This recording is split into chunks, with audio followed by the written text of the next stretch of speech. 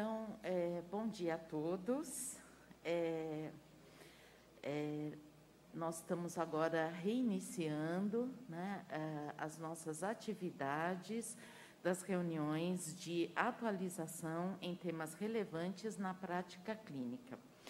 Hoje nós teremos a honra de receber a professora doutora Cíntia Cercato, que também é médica assistente da divisão de endocrinologia e metabologia do HC, e a doutora Raíssa Pereira Neiva, médica residente do programa de endócrino e metabologia. Nosso tema hoje será a abordagem clínica do paciente com obesidade.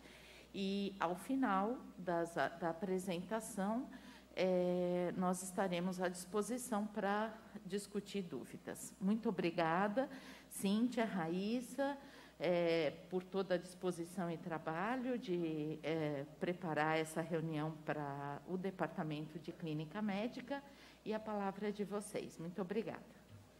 Muito obrigada pela apresentação, professora. É um grande prazer estar aqui. Bom, então, bom dia a todos que estão presentes na reunião de atualização. A reunião desse mês ficou a cargo da disciplina de endocrinologia e metabologia. E o tema a ser discutido, escolhido para a reunião, é a abordagem clínica do paciente com obesidade. Meu nome é Raíssa, eu sou residente do 2º ano da residência de endocrinologia, e eu vou começar a nossa apresentação relatando um caso interessante, bastante ilustrativo sobre o tema do nosso ambulatório. Então, um caso clínico de uma paciente do sexo feminino, de 61 anos, branca, casada, que trabalha como auxiliar administrativa, procedente de São Paulo, que nos foi encaminhada pela infectologia com a intenção de perda de peso. A primeira consulta no nosso ambulatório foi no dia 21 de outubro do ano passado.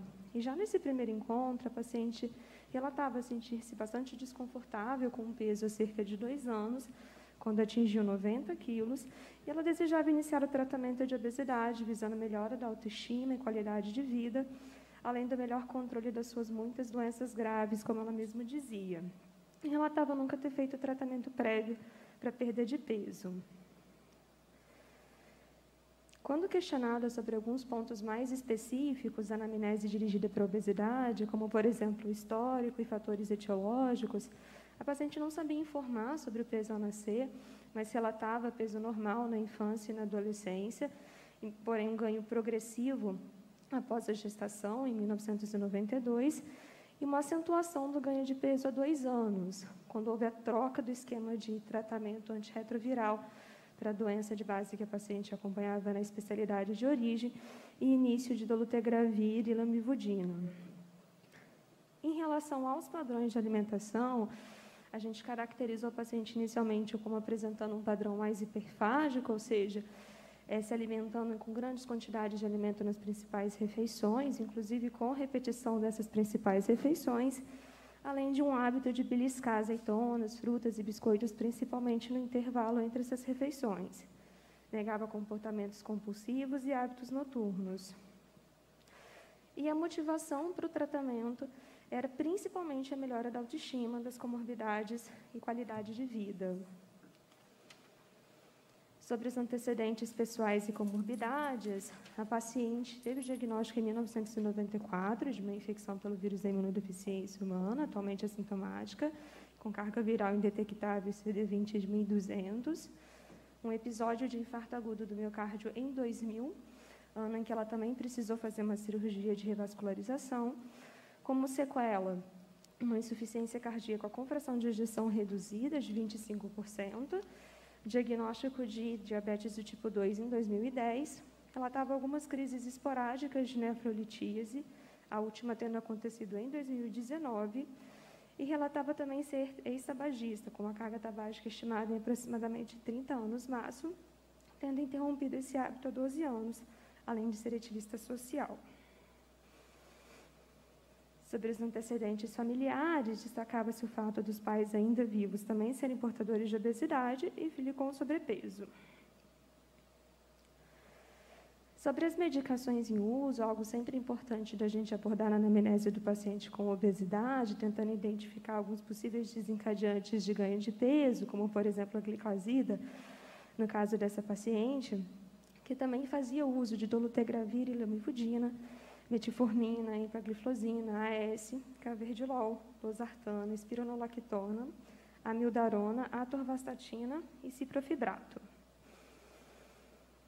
Bom, ao exame físico de admissão, as medidas antropométricas chamavam a atenção em IMC de 35,2, o que classificava essa paciente como portadora de obesidade classe 2, a circunferência abdominal de 102 centímetros e a circunferência cervical de 38 centímetros. E no exame físico geral, chamava a atenção a ectoscopia de abdômen, um aspecto realmente mais em avental, um edema de extremidades, uma cruz em 4 bilateralmente. E é importante destacar que não foram observados nessa avaliação inicial alguns estigmas, como a cantose nígrica, as estrias violáceas, hematomas e pletora facial, que pudessem sugerir causas secundárias de obesidade.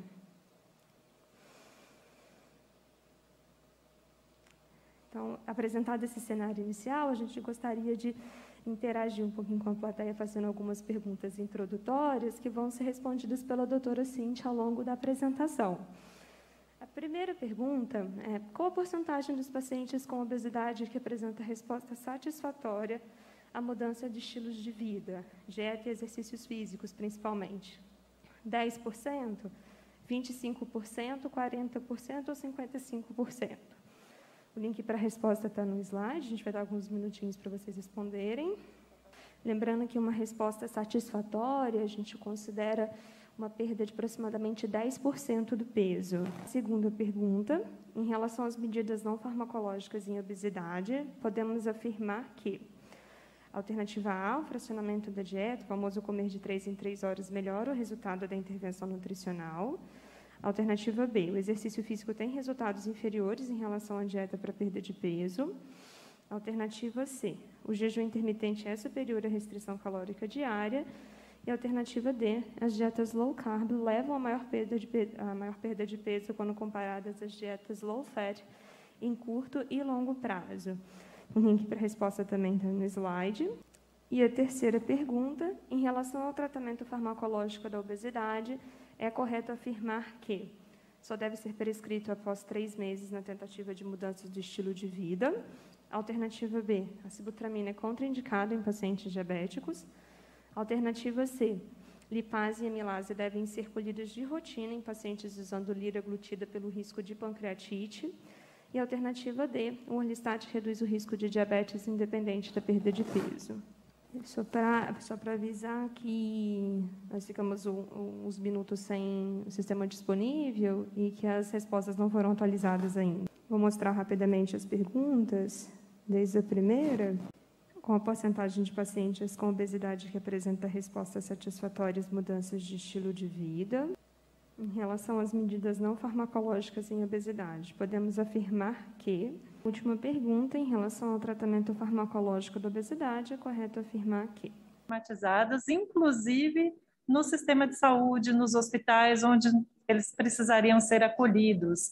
Então, o primeiro passo na abordagem é melhorar a nossa comunicação, uma vez que o estigma aumenta o risco de depressão, baixa estima, e faz, inclusive, com que os pacientes evitem a ida aos médicos, aos profissionais de saúde, justamente quando eles mais precisam.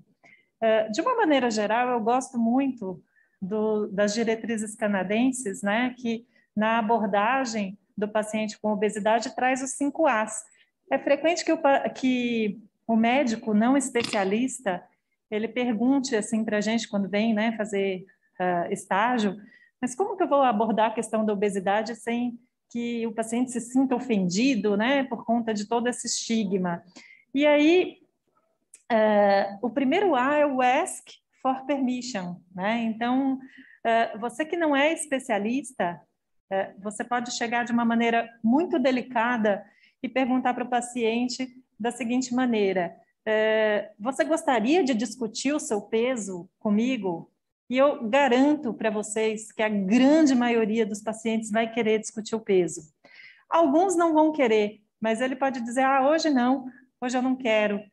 Mas aí você, como médico que está tentando acolher esse paciente, tentando abordar essa doença tão complexa, você pode chegar para o paciente e dizer, tudo bem, mas quando você quiser discutir o seu peso, eu estou aqui para discutir. Então, acho que é extremamente importante para o não especialista ter essa forma, né, de conversar com o paciente. A partir daí, né, dada a permissão, a gente vai, então, avaliar, acessar, né, as causas da obesidade, depois informar os riscos associados à obesidade, fazer um plano de tratamento e, então, depois um acompanhamento adequado. Tá? Então, esse seria o esquema inicial. Como que a gente faz aqui no Hospital das Clínicas? Aqui eu vou passar muito rapidamente, a Raíssa ilustrou bem no caso.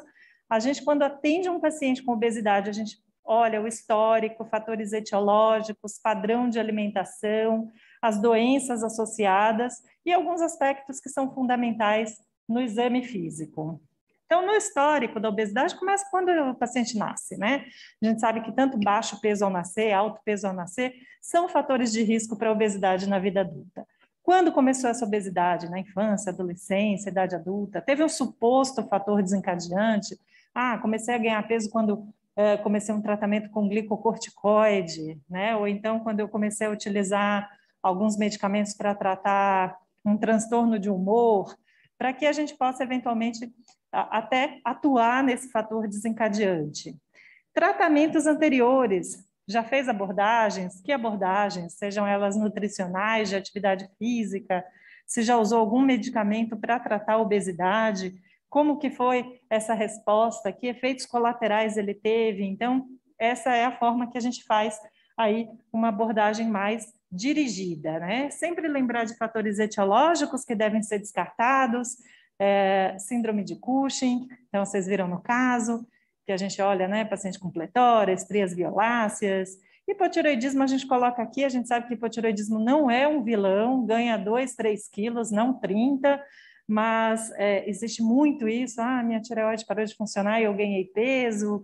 Então, a gente deve avaliar. Distúrbio hipotalâmico, pacientes que foram submetidos a cirurgias, por exemplo, tratamento de crâniofaringioma, que tiveram lesão, ou mesmo traumatismo crânioencefálico com lesão, ou hipotalamite, enfim, alguns distúrbios que podem levar à disfunção hipotalâmica, às vezes vem acompanhado de outros sintomas clínicos, alterações de temperatura corpórea, né? Hipoglicemia, a gente sabe que o paciente que tem hipoglicemia ganha peso, porque ele acaba tendo que comer várias vezes para evitar. Associação com doenças como ovário policísticos, aqui, apesar de não ser uma doença que cause obesidade, a doença psíquica em si, mas os medicamentos que são hoje muito utilizados, a gente tem aí um grande crescimento de uso de medicamentos psiquiátricos que estão associados a ganho de peso. A gente sempre tenta avaliar o hábito alimentar do paciente. Por quê? Porque na escolha farmacológica, a gente leva muito em consideração esses hábitos, né? Então, paciente com hiperfagia prandial, são pacientes que têm problema na saciação, então eles fazem grandes refeições, né? E aí a gente teria uma abordagem mais voltada para esse perfil. O beliscador, o paciente com falta de saciedade, toda hora come. Pacientes que têm, assim, algum grau de compulsão, não chega a ter o transtorno da compulsão alimentar. E a gente sempre investiga. 30% dos pacientes com obesidade que procuram assistência médica, eles têm diagnóstico de transtorno da compulsão alimentar, tá? E a síndrome alimentar noturna, que também às vezes é presente, e a gente pode direcionar o tratamento para esses transtornos, né? Então, só muito brevemente lembrando os critérios diagnósticos do transtorno da compulsão alimentar, o paciente apresenta episódios recorrentes de compulsão, uma vez por semana, pelo menos, nos últimos 3 meses. O que é um episódio de compulsão? É o paciente comer uma grande quantidade de alimento num curto período de tempo, numa situação em que habitualmente ele não teria esse consumo, com um sentimento de falta de controle sobre esse episódio, né? De não conseguir parar. E, em geral, ele pode vir associado com comer muito ou mais rápido, comer até se sentir desconfortavelmente cheio, comer grandes quantidades quando não está fisicamente faminto, comer sozinho porque tem vergonha de que as pessoas vejam o quanto ele está comendo, ou sentir até repulsa de si mesmo, depressão, culpa muito excessiva por ter tido esse descontrole em relação ao consumo alimentar. Então, isso tem que gerar uma acentuada angústia para ser considerado um transtorno e não estar associado a comportamentos compensatórios inadequados, como indução de vômitos, uso de diuréticos, laxantes. Então, a gente sempre tem que investigar. Como eu falei, 30% dos pacientes que buscam ajuda, eles têm diagnóstico de transtorno de compulsão alimentar. E, a partir daí, a gente tem que avaliar a gravidade, né? Se esse paciente chega a ter 4 a 7 episódios por semana, já é um paciente com TCA moderada, pacientes até que chegam a ter mais de um episódio por dia, 2 episódios por dia, todos os dias, que já tem um TCA extremo.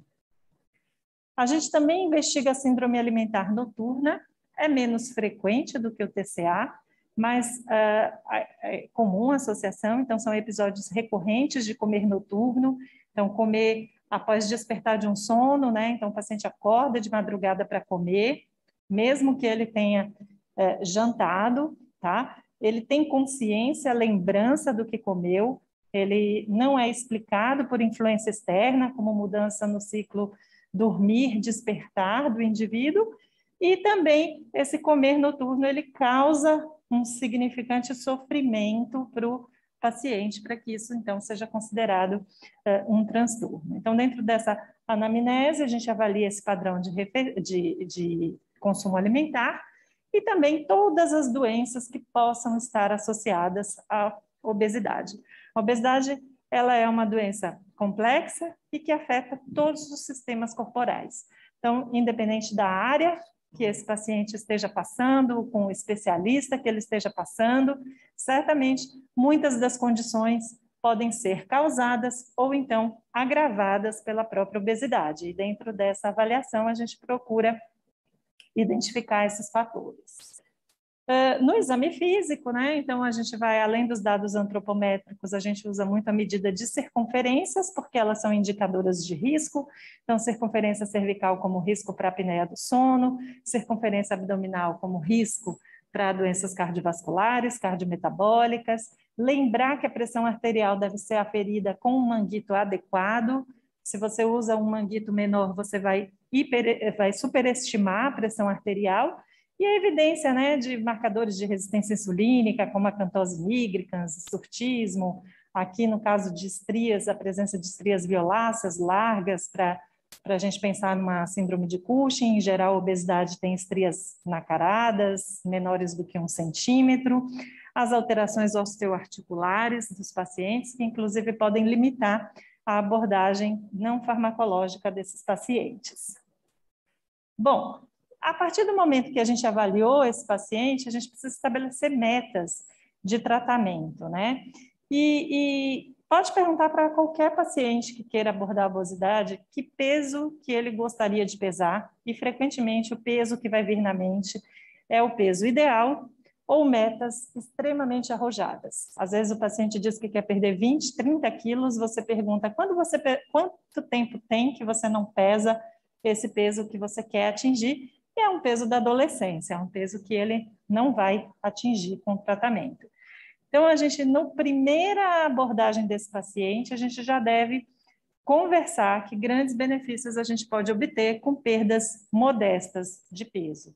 Isso daqui é bem demonstrado na literatura, né? Aqui revisão de diversos trabalhos, mostrando que perder 2,5% do peso eu já posso ter impacto em glicemia, em triglicérides, até mesmo em fertilidade. 5 a 10% aqui em dor articular, qualidade de vida, incontinência urinária, função sexual, perdas a partir de 10%, que é o que a gente considera uma meta, né, adequada de perda de peso, perder pelo menos 10% do peso, né? Então, esteatohepatite, até redução de eventos cardiovasculares nessa população. E aqui alguns estudos mostrando que perdas a partir de 16% podem ter impacto em redução de mortalidade. Então, o tratamento da obesidade não é atingir o peso ideal, e sim conseguir pelo menos, a gente aqui no nosso ambulatório, a gente coloca como objetivo do tratamento pelo menos 10% de perda de peso. Claro que, a depender do grau de obesidade do paciente, às vezes 10% nem é suficiente, então por isso que a gente deve individualizar o tratamento.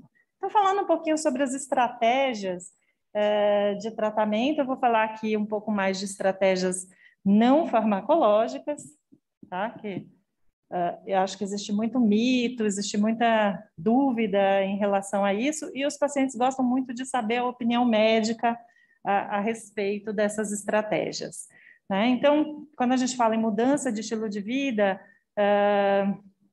a gente sempre está falando num paciente, né, para atingir aí perda de peso em restrição calórica moderada, pelo menos de 500 calorias a menos, né, por dia, aumento de atividade física, então as diretrizes, elas falam em 150 minutos por semana como meta, ou 200 a 300 minutos para pacientes que já estão numa etapa de manutenção da perda de peso, e a implementação de técnicas comportamentais que visem a adesão à dieta, atividade física. Então, existem algumas ferramentas que são muito úteis, como automonitoramento da ingestão de alimentos. Hoje em dia, a gente tem a facilidade de ter aplicativos que são contadores de caloria, e eu gosto muito do uso de aplicativos para contar calorias, porque isso ensina o paciente a fazer um planejamento das suas refeições, então é muito interessante.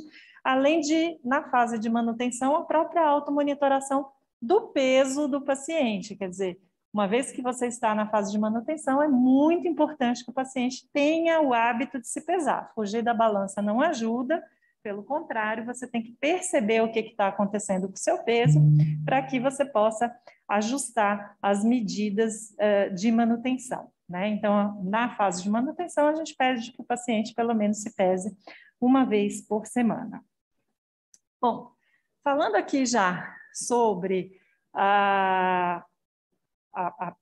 o impacto da modificação de estilo de vida no tratamento da obesidade, eu trago aqui, esse estudo é um estudo de 2011 do New England, para mostrar para vocês qual que é o impacto de uma intervenção. Então, assim, se eu pego um grupo, aqui foi um estudo randomizado, né? Mas se eu pego um grupo que eu faço uma visita por mês e dou uma folhinha de papel com uma orientação de dieta para eles, tá? Olha aqui, em um ano, 3,9% dos pacientes vão ter perdido mais do que 10% do peso. Esse tipo de abordagem não funciona.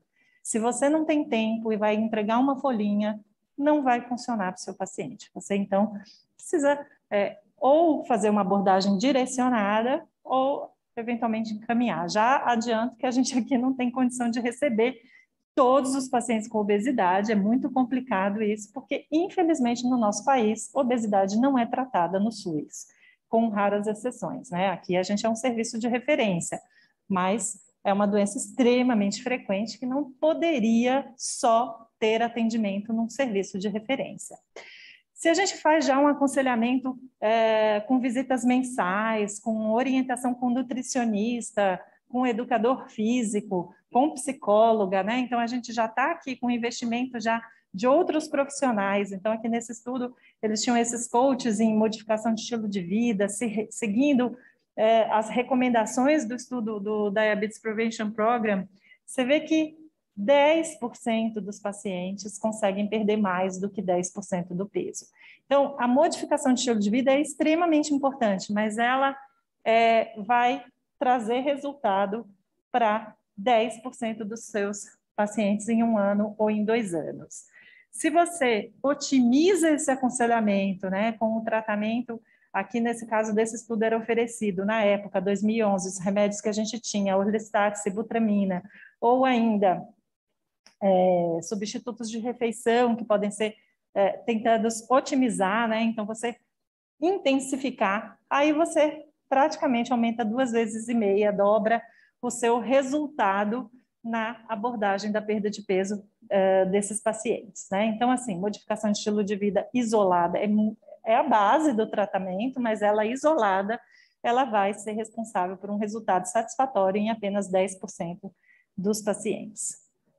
Bom, falando um pouco de abordagem nutricional, acho que aqui é importante, os pacientes são bombardeados com dietas da moda, a dieta low carb, o jejum intermitente, enfim, cada dia surge uma nova abordagem. Eu deixo aqui de sugestão essa revisão que foi publicada em 2020, né, com as evidências científicas das dietas para perda de peso.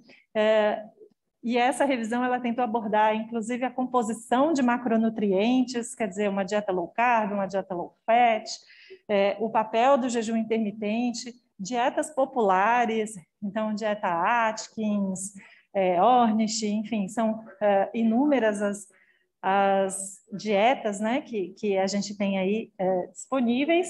E aí, assim, eu vou só fazer um resumo para vocês, né, de que a grande maioria dessas dietas da moda, elas não têm evidências científicas, estudos adequados para a gente poder avaliar a eficácia delas. E até o momento, o que a gente sabe é que não existe uma dieta melhor do que outra, uma dieta ideal.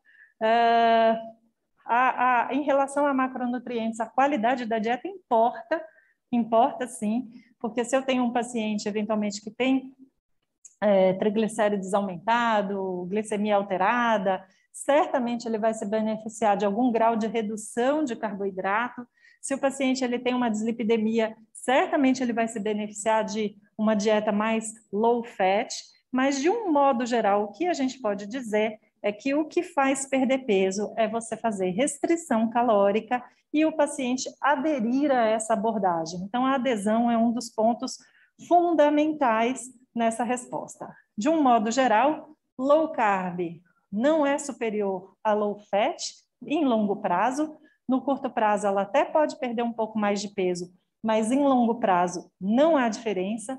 Jejum intermitente, os estudos randomizados mostram que não é superior à restrição calórica diária, tá? E que, de um modo geral, o importante é que você tenha um balanço energético negativo e cuidar das doenças associadas, do perfil metabólico que esse paciente tem, para poder fazer esses ajustes aí em relação à composição dos macronutrientes, tá? No Brasil, diferente dos outros países, em 2014 foi lançado o Guia Alimentar da População Brasileira. Esse guia daqui ele é disponível no site do Ministério da Saúde para qualquer pessoa fazer o download, tá?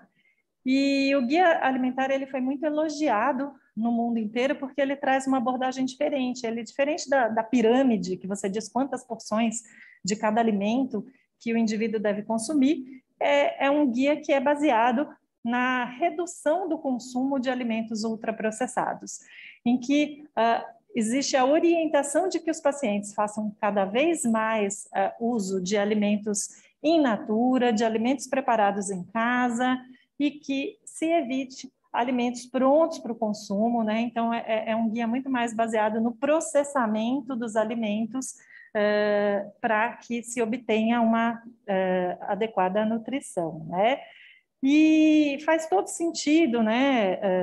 Esse daqui é um estudo até posterior, muito bem elaborado, de 2019, que submeteu os pacientes, era um estudo crossover, com 20 participantes, em que eles iam fazendo, num primeiro momento, uma dieta com alimentos não processados e depois alimentos processados, ou vice-versa, né? Era um estudo crossover, só para mostrar para vocês que quando o indivíduo ele come uma dieta mais baseada em alimentos ultraprocessados, e aqui, ó, detalhe, essas dietas eram totalmente controladas, certo? Em relação a calorias, a quantidade de açúcar, a quantidade de gordura, a quantidade de fibras, a proporção de macronutrientes, só o fato dos alimentos serem ultraprocessados, a gente vê que os pacientes comiam mais e ganhavam mais peso durante esse período aí do estudo, né, de 14 dias. Então, mostrando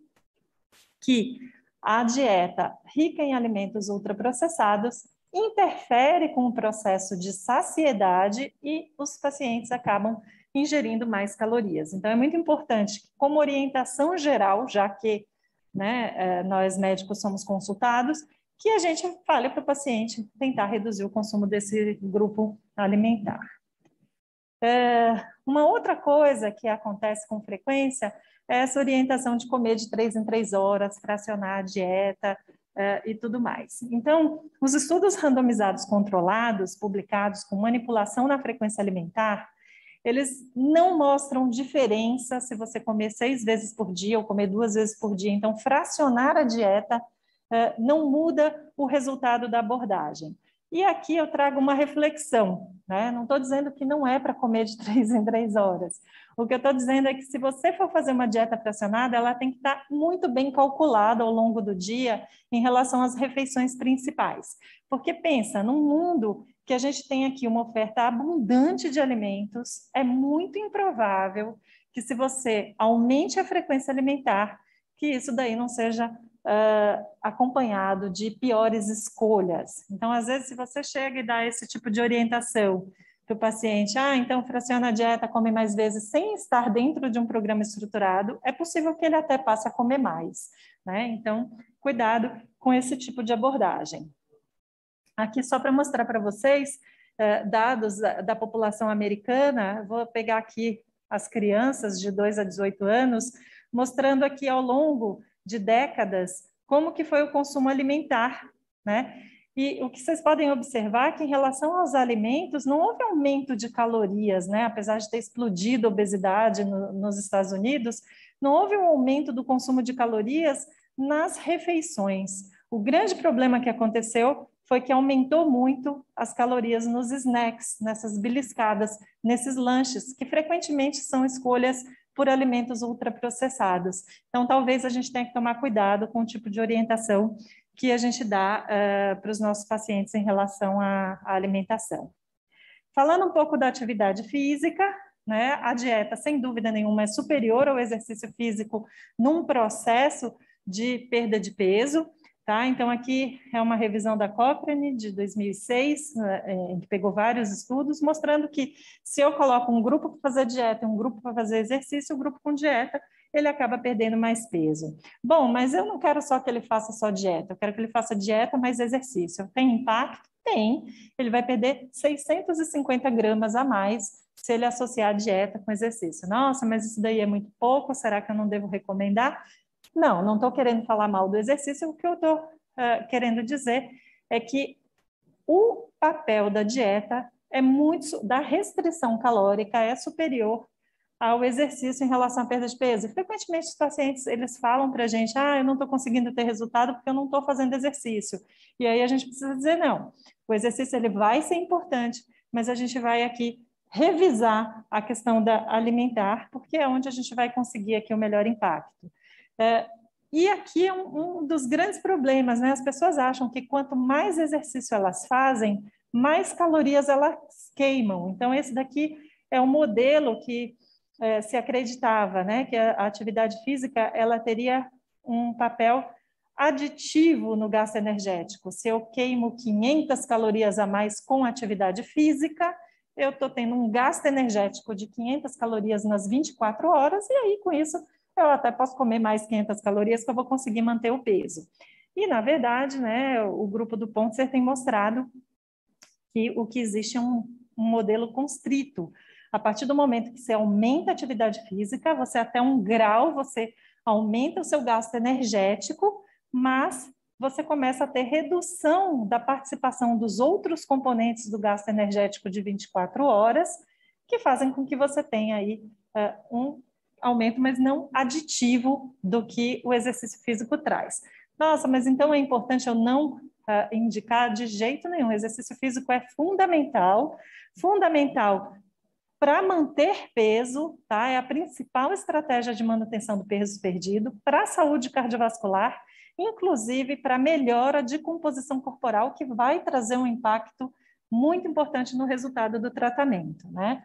Mas no curto prazo, até porque os efeitos do exercício, né, a gente vai acabar ficando mais evidente no longo prazo, mas no curto prazo, o papel da dieta, ele acaba tendo uma importância maior. Mas claro que a gente sempre vai recomendar atividade física e, de preferência, atividade física que melhore a composição corporal. Então, não só exercício aeróbico, mas é muito importante o exercício resistido.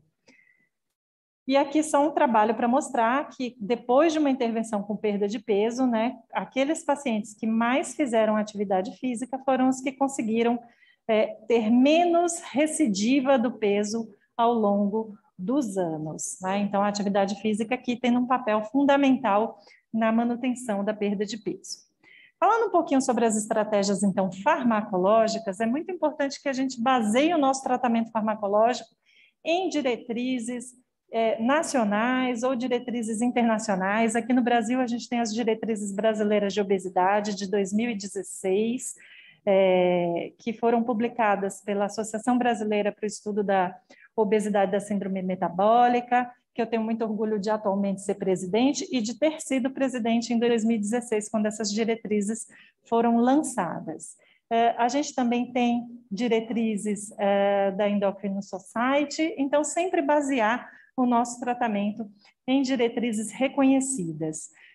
Quando que está indicado um tratamento medicamentoso, né? Então, o tratamento, ele deve ser indicado em pacientes com índice de massa corpórea maior do que 30 ou maior do que 25 ou 27, a depender da medicação, que tenham doenças associadas à obesidade e na ausência de eficácia com tratamento convencional, paciente que faz dieta e atividade física. Agora, um paciente que já tem um índice de massa corpórea acima de 30, né?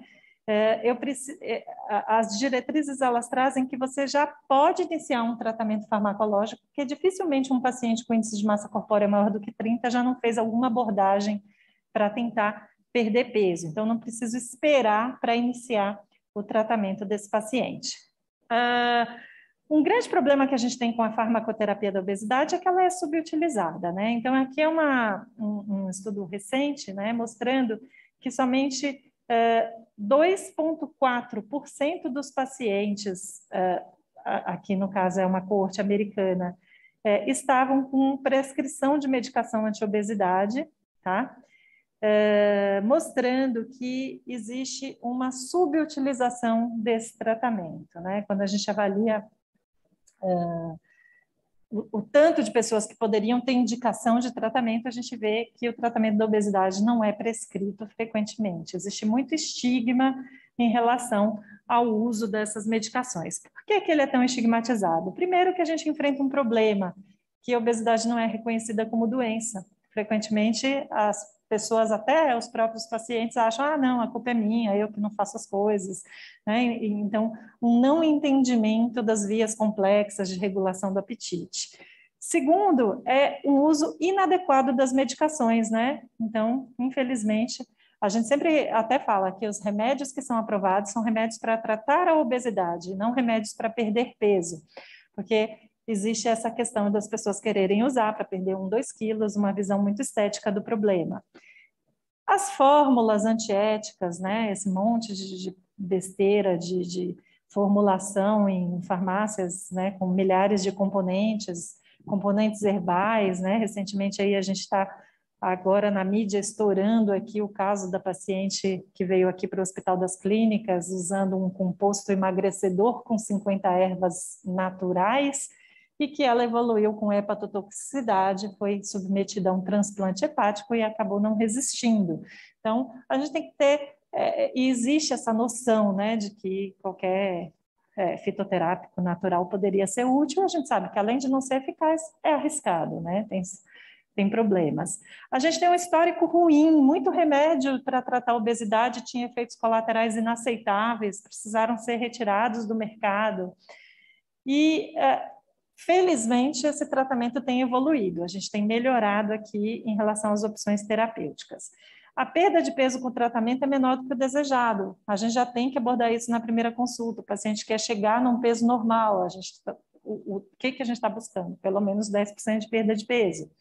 E a obesidade é uma condição comum, frequentemente tratada na unidade básica de saúde, não existe tratamento de obesidade farmacológico no SUS, né? Aqui no HC é uma ilha, uma exceção, porque é um hospital-escola, é um hospital terciário, um hospital de referência, que a gente acaba tendo as opções terapêuticas, mas a gente não dá conta do mundo que tem 60% do Brasil, que tem 60% da população com excesso de peso, e 1 em cada 4 brasileiros com obesidade.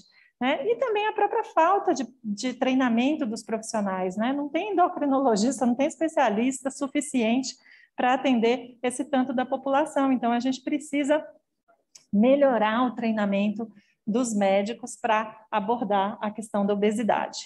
Em relação às medicações que são aprovadas aqui no nosso país, eu vou fazer um resumo delas por conta do tempo, a gente teve esse problema, então eu vou acabar até passando depois aqui uns slides. A gente tem a sibutramina, o orlistat, a liraglutida. O Contrave é uma medicação que foi recentemente aprovada, foi aprovada em dezembro, ainda não está disponível no mercado. A sibutramina, né, ela é aprovada para uso de 10 a 15 miligramas, é um inibidor de recaptação de serotonina e noradrenalina. Por conta desse seu mecanismo de ação, ela atua na fome, reduzindo a fome, mas por conta desse mecanismo noradrenérgico, ela pode aumentar a frequência cardíaca, aumentar a pressão arterial e acaba sendo contraindicada em pacientes com doença cardiovascular estabelecida, tá?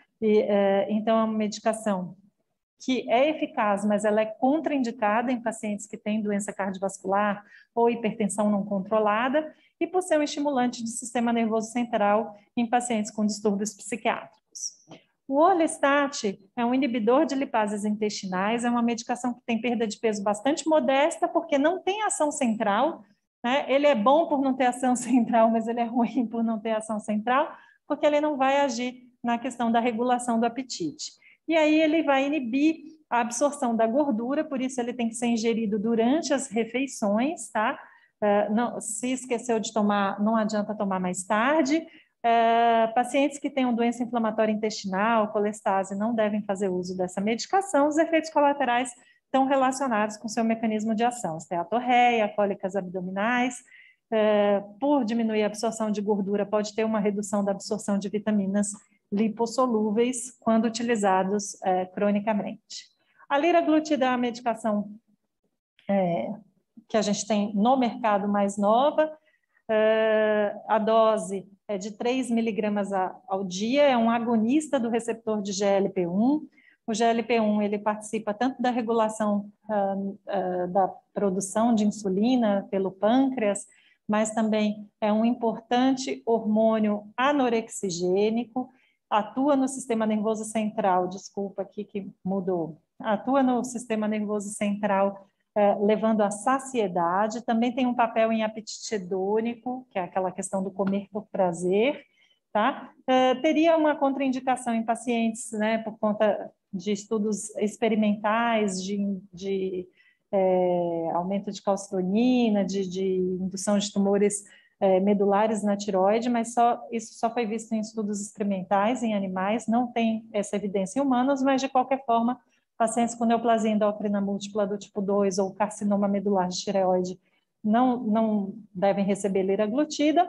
A questão da doença pancreática é questionada, porque nos estudos, esses pacientes eles podem ter aumento de amilase, de lipase durante o uso da medicação, mas esse aumento de lipase e amilase não foi preditor do desenvolvimento de pancreatite nesses pacientes.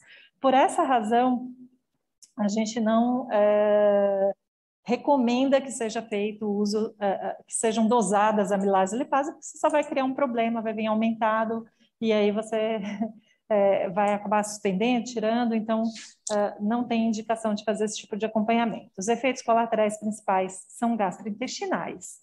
O Contrave é a associação da bupropiona com a naltrexona, uma droga dopaminérgica e um antagonista opioide, que tem efeito na regulação do apetite, tá? Tanto do apetite homeostático, né? Então a nível hipotalâmico, quanto também do apetite hedônico, por conta das medicações, a bupropiona, né? A gente já sabe que é contraindicada em pacientes com epilepsia, bulimia, a gente tem receio que possa aumentar risco de convulsão nesses pacientes, tá? Hipertensão não controlada pelo efeito dopaminérgico, e pacientes que têm dependência de opioide, a gente não usa também a naltrexona. Os efeitos colaterais são aqueles de cada droga isolada, cefaleia, náusea, insônia, irritabilidade, ansiedade.